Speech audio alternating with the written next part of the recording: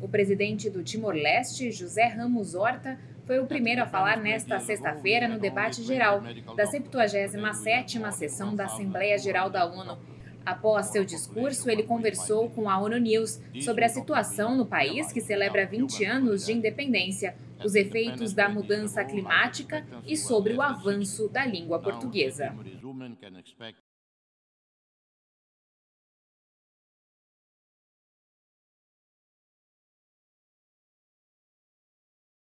A minha mensagem hoje no plenário da Assembleia Geral, mas é uma mensagem que eu tenho dito, repetido em muitos outros fóruns internacionais. No que concerne ao renewable energy, aos recursos não renováveis, como o gás e petróleo, e que tem mais impacto na poluição atmosférica, os países industrializados, que são os primeiros responsáveis pelas alterações climáticas dramáticas que hoje nós vivemos, só podem ser ouvidos seriamente se esses países levam a sério, primeiro, as suas responsabilidades históricas, e porque hoje são os países mais ricos do mundo, ricos pelas riquezas acumuladas ao longo das gerações, de exploração do petróleo, gás e outras matérias-primas dos países pobres, se realmente mobilizassem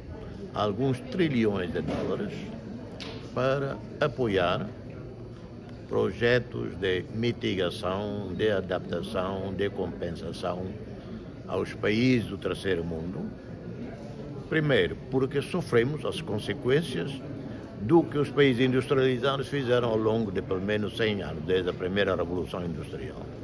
Segundo, se nos dizem que não deveríamos desenvolver os nossos recursos não renováveis, como o petróleo, por exemplo, então façam um compromisso sério de substituição dessas nossas riquezas naturais com pagamentos.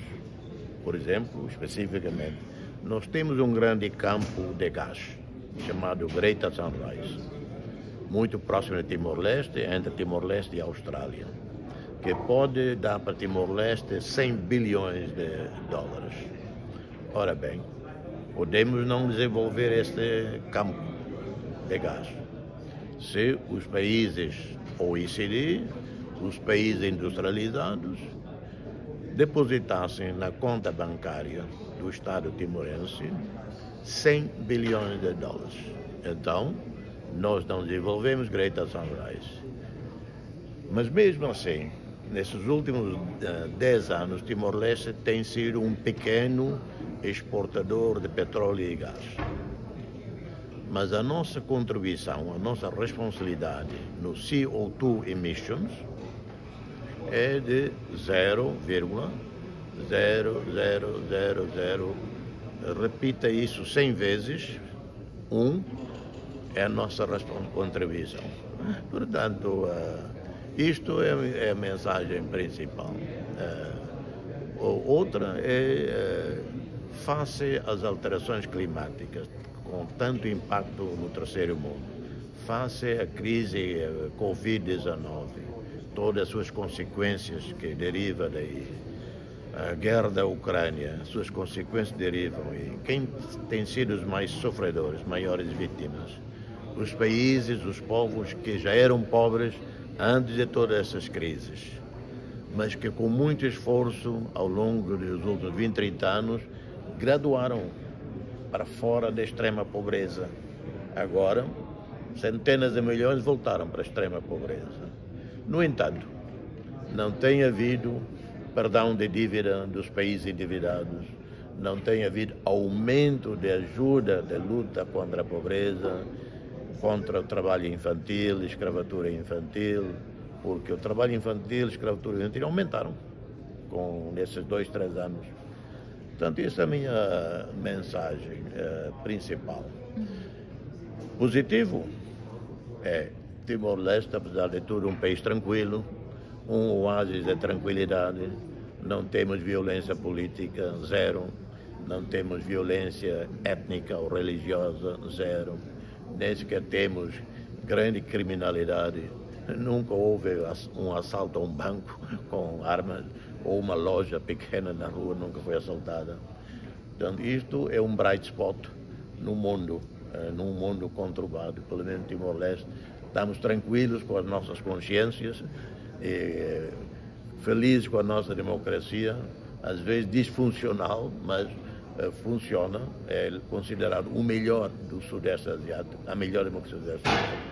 Freedom of Press, melhor que Estados Unidos, Austrália, segundo o Economist de Londres. Portanto, para a ONU, que contribuiu muito para Timor-Leste, sobretudo, com Kofi Annan, com Ban Ki-moon, também contribuiu, já depois de Timor-Leste ser independente, podem estar orgulhosos de que algo que a ONU contribuiu continua a ser um exemplo no mundo.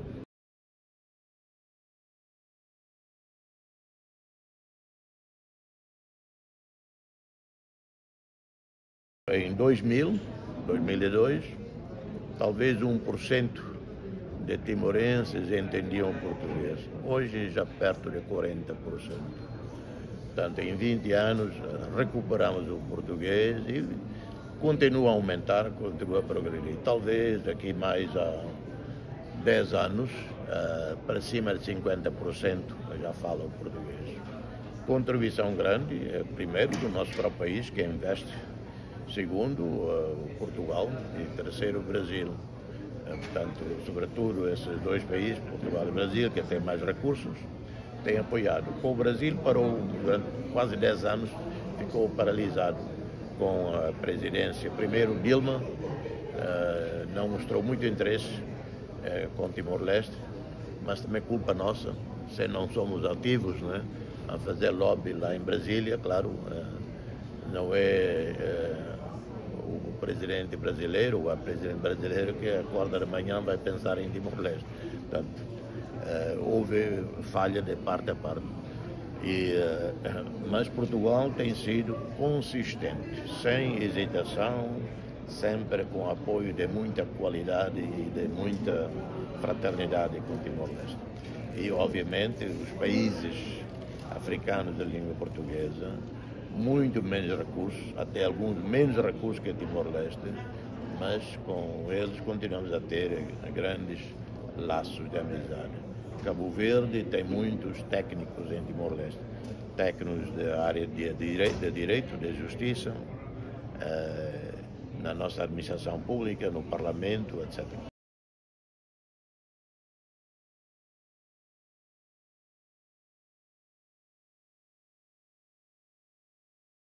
Apesar de tantos desafios que há no mundo e que têm impacto em todos nós, cada um de nós, em os nossos países, tentemos que o nosso país, cada um dos nossos países, seja um paraíso, um oásis de tranquilidade, de fraternidade humana.